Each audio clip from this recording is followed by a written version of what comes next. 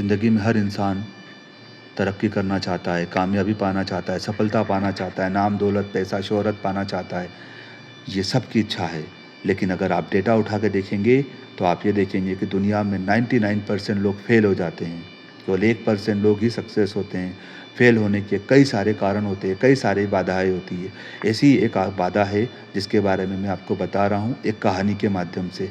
कहानी ये है कि एक शख्स बहुत गरीब था, बहुत गरीब, इतना गरीब कि एक दिन खाने को मिलता था तो 2 दिन भूखा सोना पड़ता था। न तन पे कपड़े होते थे, न सर पे छत। बहुत परेशान था अपनी ज़िंदगी से।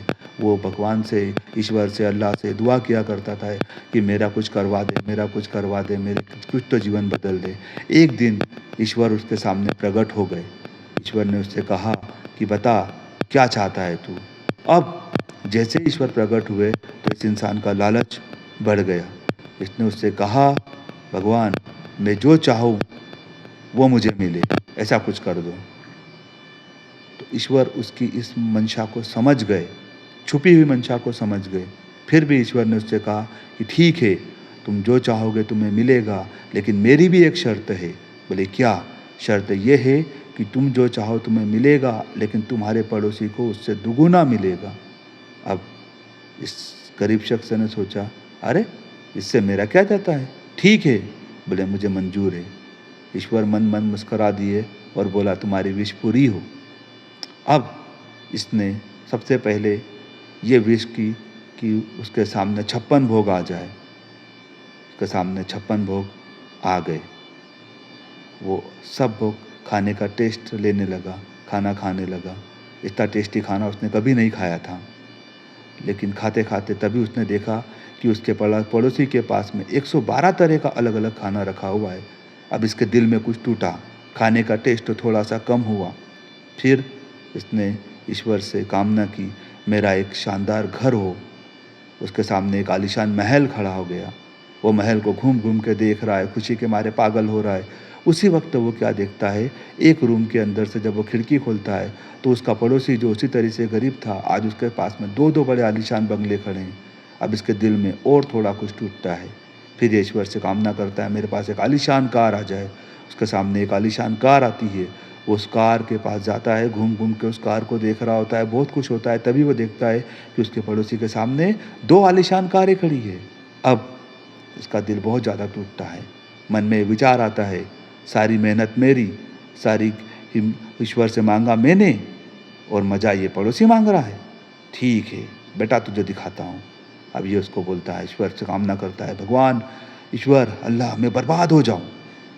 खुद कामना कर रहा है। अब वो बर्बाद हो गया। जब वो बर्बाद हुआ तो सीधी सी बात है उसका पड़ोसी सड़क पे आ गया। अब ये बहुत खुश है। ये उससे कहता है, हाँ, ये मन मन सोचता है, हाँ बहुत बहुत बहुत अच्छा अच्छा खा रहा था ना, अब खा के दिखा। इससे उसको संतुष्टि नहीं मिलती। वो ईश्वर से कामना करता है कि उसका एक हाथ कट जाए। उसका एक हाथ कट जाता तो पड़ोसी के दोनों हाथ कट जाते।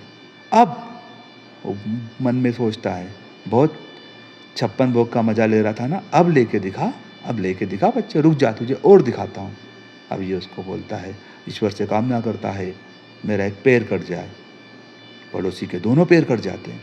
अब बोलता है बहुत कार में बैठ रहा था ना, बहुत कार में बैठ रहा था ना, अब बैठ के दिखा बच्चा। अब इससे भी संतुष्टि नहीं। फिर वो बोलता है मेरी एक आँख चली जाए। उसकी एक आँख चली जाती, पड़ोसी के दोनों आँखें चली जाती। अब वो कहता है बहुत मकान को घूम रहा था ना, महल में घूम रहा था ना, अब घूम के दिखा, अब दिखा, अब देख। अब कंडीशन देखिए, ये दुनिया में सब चीज़ें पा सकता था लेकिन बर्बाद है। एक आँख नहीं है, एक हाथ नहीं है, एक पैर नहीं है, लेकिन फिर भी खुश है। क्यों खुश है? क्योंकि उसका पड़ोसी उससे ज़्यादा परेशान है। यही सबसे बड़ी दिक्कत है। हम दूसरों के चक्कर में अपने जीवन को बर्बाद कर लेते हैं। स्टूडेंट्स टीचर से सवाल नहीं पूछते, नहीं आता तब भी नहीं पूछते। क्यों नहीं पूछते? क्योंकि अगर वो सवाल पूछेंगे तो पड़ोस में सारे क्लासमेट हंसेंगे, अपना डेवलपमेंट रुकते हैं। एम्प्लॉई अपने बॉस को कोई नया आइडिया नहीं देना चाहता। क्यों? क्योंकि उसको लगता है कि पड़ोसी सहकर्मी हंसने लग जाएंगे। कोई अलग से एक्स्ट्रा काम नहीं करना चाहता। क्यों? क्योंकि उसको लगता है कि दूसरे नहीं कर रहे तो मैं क्यों करूं। और इसी भावना की वजह से हमारी तरक्की को हम रोक लेते हैं। दूसरों का पीछा छोड़िए, आप जैसे हो, जो हो, खुद मेहनत कीजिए, जो आपको मिले उसमें संतुष्ट रहिए और आगे बढ़ने का सोचिए। जीवन की सक्सेस का सबसे बड़ा मंत्र है। अगर आपको स्टोरी अच्छी लगे तो प्लीज़ लाइक और शेयर ज़रूर कीजिएगा। शुक्रिया।